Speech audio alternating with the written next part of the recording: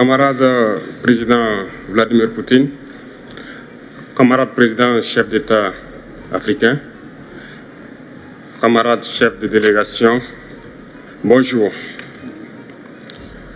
C'est un honneur pour moi ce matin donc de prendre la parole ici et de vous passer donc le salut fraternel du peuple du pays des hommes intègres. C'est aussi le lieu pour moi, avant tout propos, de rendre grâce à Dieu, Dieu Tout-Puissant qui nous a permis de nous réunir ici ce matin en bonne santé pour parler de l'avenir et du bien-être donc de nos peuples. Je m'en vais m'excuser auprès des anciens que je pourrais vexer dans mes propos à venir. Africanité oblige, les droits d'aînesse, je me dois de m'excuser. Camarades, j'ai quelques questions donc de ma génération, mille et une questions qu'on se pose. Mais nous n'avons pas de réponse. Et il se trouve qu'ici, nous pouvons laver donc notre linge sale parce qu'on se sent en famille. On se sent en famille en ce sens que la Russie est une famille aussi pour l'Afrique. C'est une famille parce que nous avons la même histoire. La Russie a consenti d'énormes sacrifices pour libérer le monde du nazisme pendant la Seconde Guerre mondiale. Les peuples africains, nos grands-pères, ont été déportés de force aussi pour aider l'Europe à se débarrasser du nazisme.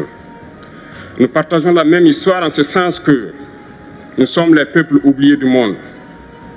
Qu'ils soient dans les livres d'histoire, dans les documentaires ou films, on tend donc à balayer le rôle prépondérant qu'a joué la Russie et de l'Afrique dans cette lutte contre le nazisme.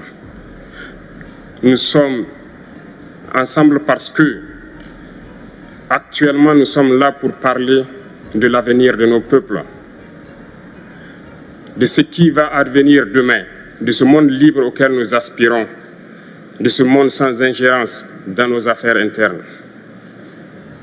Nous avons les mêmes perspectives et je souhaite que ce sommet soit l'occasion donc de pouvoir tisser de très bonnes relations en vue d'un meilleur avenir de nos peuples.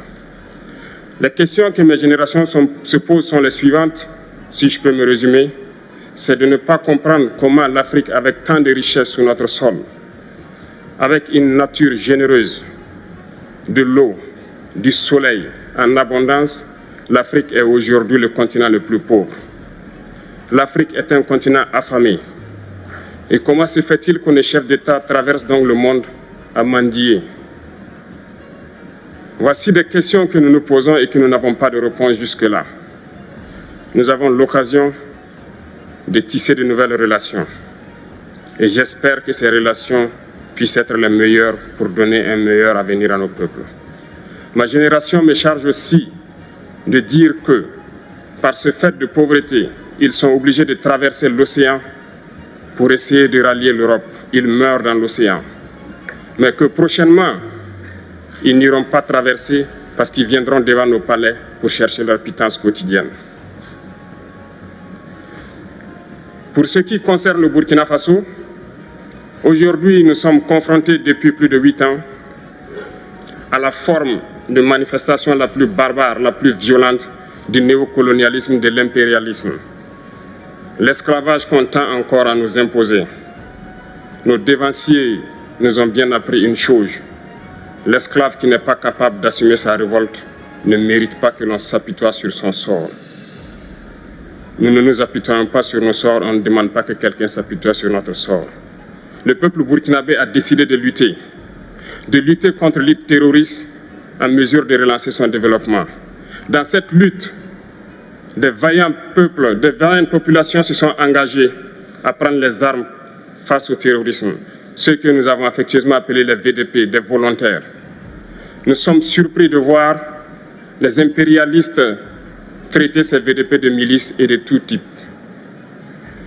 C'est décevant, parce qu'en Europe, lorsque des peuples prennent les armes pour défendre leur patrie, on les traite de patriotes. Nos grands-pères ont été déportés pour sauver l'Europe. Ce n'était pas avec leur consentement, contre leur gré. Et bien au retour, on se rappelle bien qu'à Tiaroy, lorsqu'ils ont voulu revendiquer leurs droits élémentaires, ils ont été massacrés. Cela ne fait rien donc.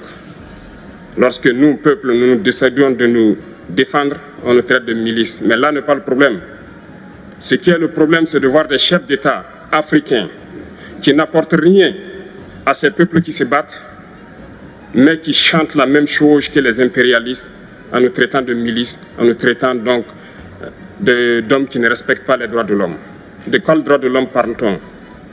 Nous nous offusquons contre cela et c'est honteux. Il faut que nous, chefs d'État africains, nous arrêtons de nous comporter donc en marionnettes qui dansent à chaque fois que les impérialistes tirent sur les ficelles.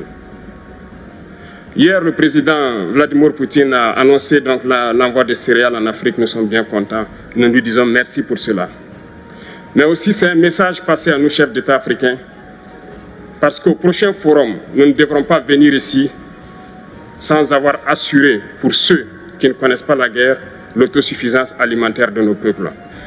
Nous devons prendre l'expérience de ceux qui ont pu déjà atteindre cela en Afrique, tisser de bonnes relations ici et tisser de meilleures relations avec la Fédération de Russie pour pouvoir assouvir les besoins de nos populations. Je ne serai pas peut-être long, le temps imparti est très court. Nous sommes obligés de nous arrêter à un moment donné.